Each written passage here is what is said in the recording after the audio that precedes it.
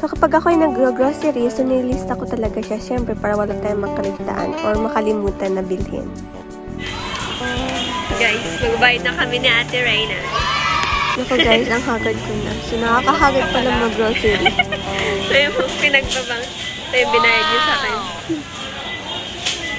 Kakain na tayo.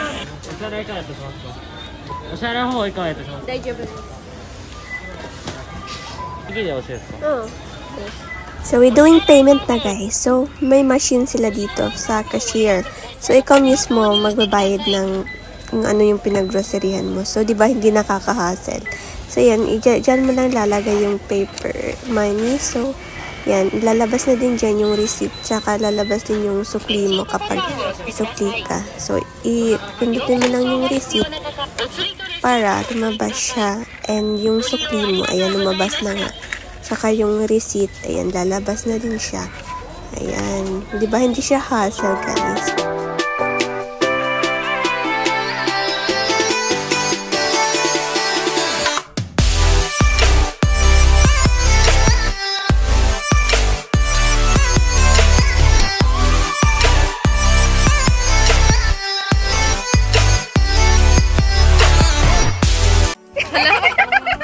Okay, game. Hello, kami na sa so for today's vlog. So we're going to groceries. Kasama ko yung si Ate Reyna. Hello everyone. Ang ingay nga lang, meron train no. Saan niya tayo dito? Saan niya tayo ngayon, te? We're going to Olympic. Oh, we're going to Olympic. So,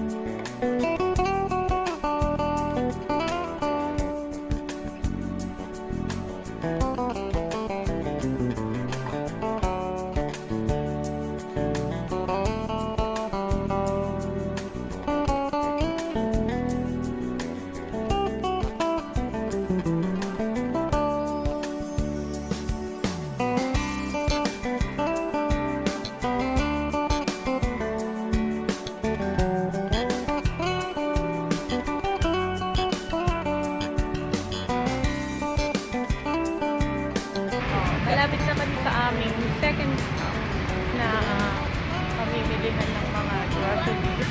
ano nga name nun, ate? Okay store. Okay store. Yes. So, buti na lang, meron akong card. So, para maka-avail ng discount. Oh. Dito, ginabi na nga kami. Ang dami namin dinaanan. Yeah, dumaan kami sa dalawang salon. Then, nag-inquire kami kung how much mag-pariban. So, magpapariban kayo with color. Mangabutin siya ng 5. Lima. Magkano yung sa peso yun, ate? Magkano sa peso? Oo. Mga 3.8. 3.8. O, sakto ako na yun. 3.8. Hindi, 3.8. Ichimang is 3.8. 3.6, mga 6 plus. 6,000 plus. Sabi na. Depende sa palitan. Pero mababa kayo. Hindi yung pinakamababa. So, dito na nga kayo may malapit kay store. Ay, pakita na mga listahan natin ng utang. Charot. Listahan.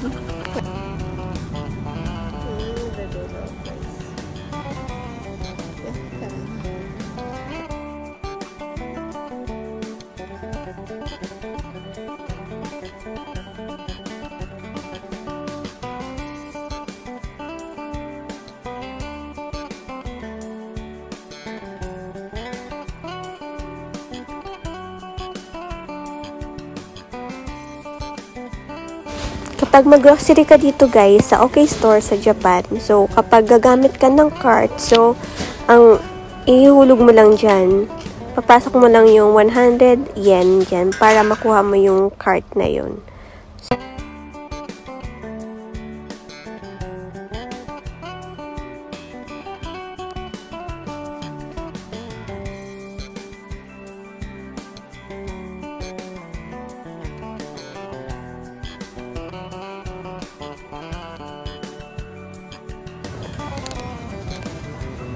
I-share ko lang pala sa inyo mga kaminasang, yung mga prutas nila dito ang mamahal.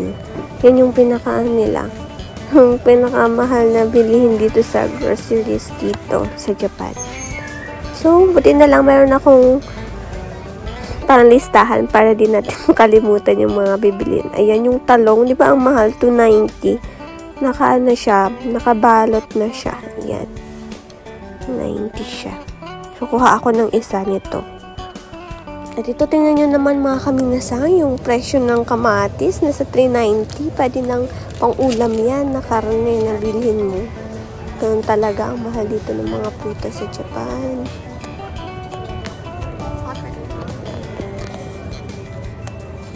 For today's ulam kasi guys, magsisimigang ako ngayon. Kaya yun yung pabili ako, napalista ako ng mga listahan na kailangan kong bilhin. Yun, yung beans. O diba guys, yung beans nila nasa 272 yen. So nasa ano yan, nasa Pilipinas nasa 100 pesos. Diba grabe ang mahal talaga ng mga gulay dito. Then sa Japan. Samantalang sa Pilipinas, makakabili ka na ng 10 piso noon na ganun kadami. Grabe talaga.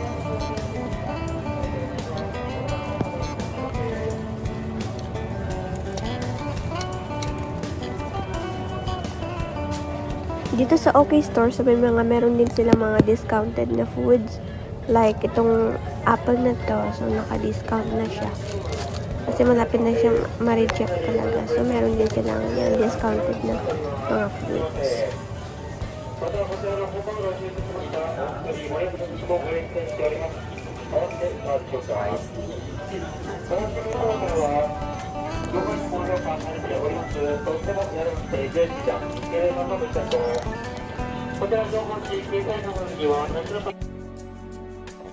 At ditong part na to is mga seafoods na area. Yan, like, may mga shrimp dyan, may mga crabs, dyan, mga fish. Like sa mga salmon, so ang mamahal talaga niyan guys. Pero don't you worry guys, so may mga discount naman yan, may mga 30% off. Yan makakamura ka din dyan. So, kailangan mo talagang pumili na maigi na kasaan ka makakapag-discount.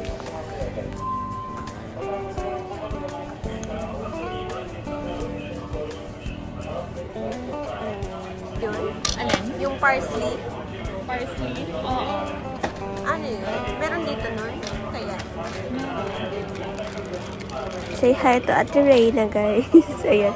Nag-share na kami ng card kasi para isahan na kami ng card. Yun.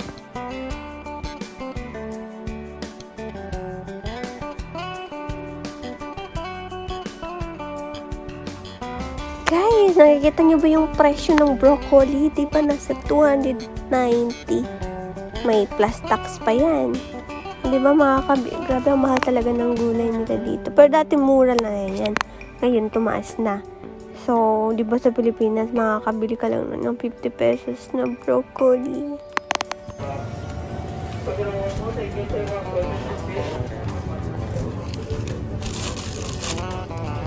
Kaya sa dalawa.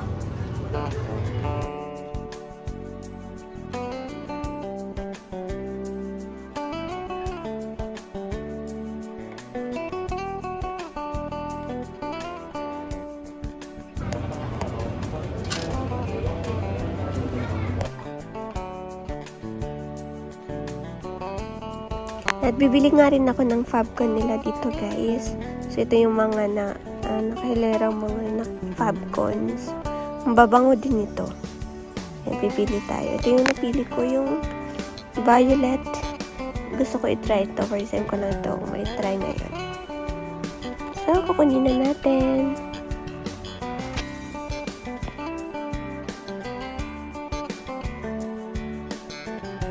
At ditong area naman guys is mga karne. Ayan, nakaano na agad siya, nakabalot na agad siya. Napipili ka na lang kung ano yung gusto mo dyan. Hindi yung katulad sa, di ba, nahihiwa pa. Ito nakaano na siya, may kanya-kanya na siyang lagayan.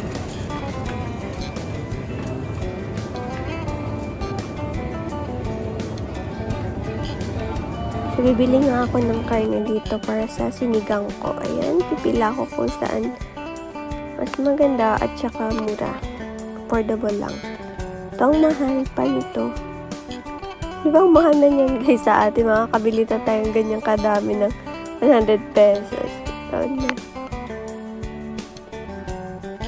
Iba yung price niya. Kasi depende din yan guys saka kung gaano kadami siya. So, yung pipili pa tayo kung saan mas maganda. So, mukhang ito na yata pipiliin ko. Ito, may 10% discount. So, ito na lang pipiliin ko. Ayan na nga.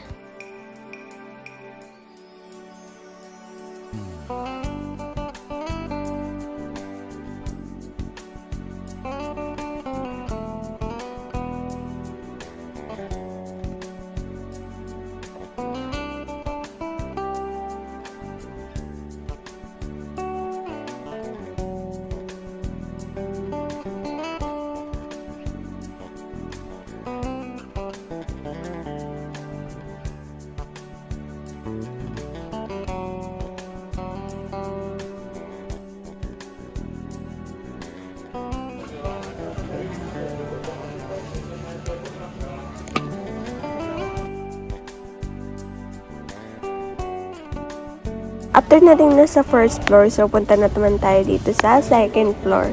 So, yung mga tinda dyan, yung mga nakapaskil, especially sa mga ready to eat na food. Especially mga obento, ay, or mga lunch, pack lunch. Diba? Covered. Paborito to ni Jenny. yung apps na to. Pakyat na kami.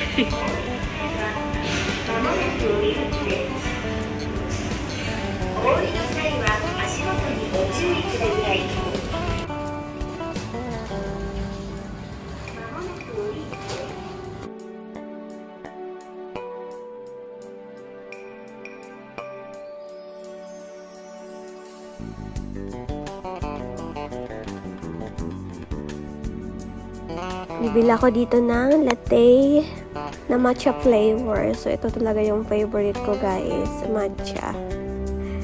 Ayan. Parehas na lang bibili natin.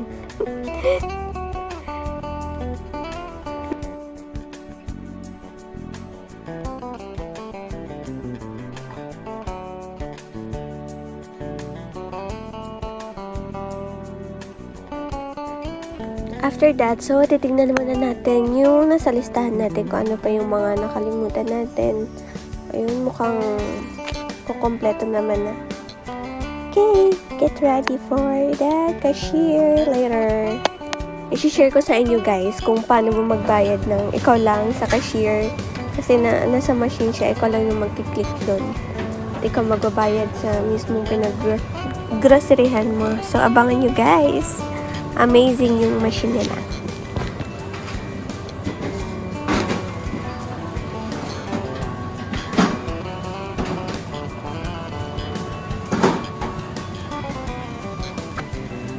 Ditong area naman is yung mga ready to eat na food na. So, iinit mo lang siya sa microwave. And then, pwede mo na siyang kainin. So, ang dami niyan dito guys. So, diba kapag busy ka magluto, kapag gusto mo lang instant na food, yan, pwede ka nang bumili ng ganyan. Diba, amazing talaga yung groceries nila dito sa Japan. So, bibili nga ako ng cheese para sa lasagna ko. Maglalasagna kasi ako guys. Wow!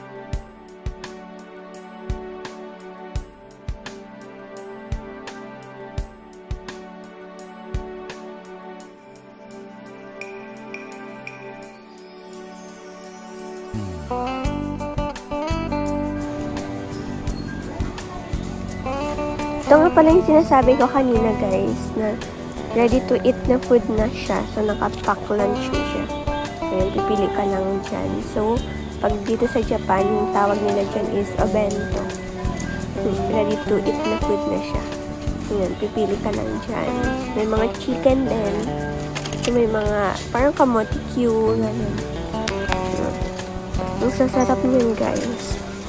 Super.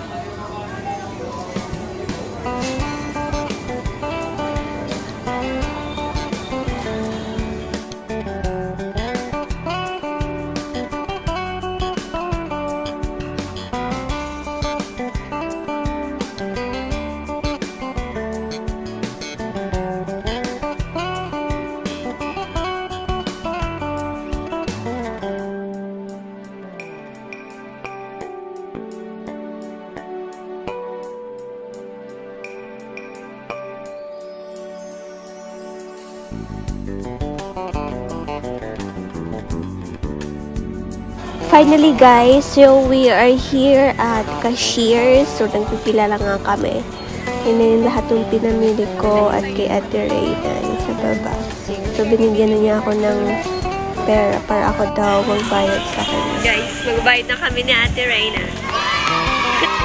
Ito guys, ang hagad ko lang. So nakakahagad pa ng mag-grocery. Ito yung pinagbabang. Ito yung binayad niyo sa akin. Wow! Kaya na tayo.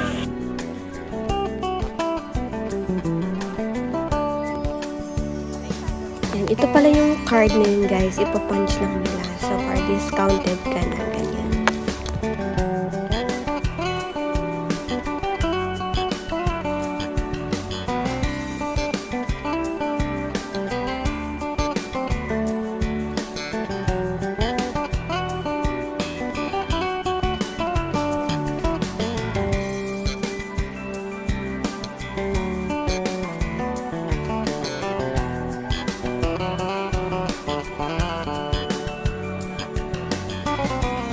Ito na nga yung babayaran ko guys. So, 4,662. So, tuturuan ko kayo kung paano payment dito sa machine nila. So, ito may machine sila dito. So, pipindutin mo lang yung cash. Ayan. Saka ilalagay mo lang yung cash kung magkano dyan. Papasok mo lang dyan yung money paper. Yan. At lalabas na dyan yung receipt tsaka yung sukli mo kung may sukli ka. Yan. Ikiklik mo lang muna yung receipt para lumabas yun. And then, yan, lalabas na siya dyan. And then, yung sukli mo, ayan, lumabas na lang yung sukli. Tsaka yung receipt na yun. Ayan, di ba? Amazing yung machine nila. Pauwi na kami. Pauwi na kami ni Ate Reyna. So, ito na nga yung pinamili namin from OK Store. Ayun. Diyan na sa kabila yung OK Store. So, hanggang dito na lang guys. Thank you. Don't forget to like and subscribe. Don't forget to like and subscribe. Bye-bye. After pala namin mag-grocery guys, kumain muna kami dito sa Burger King. So, thank you guys for watching my videos. Until next time. Bye-bye.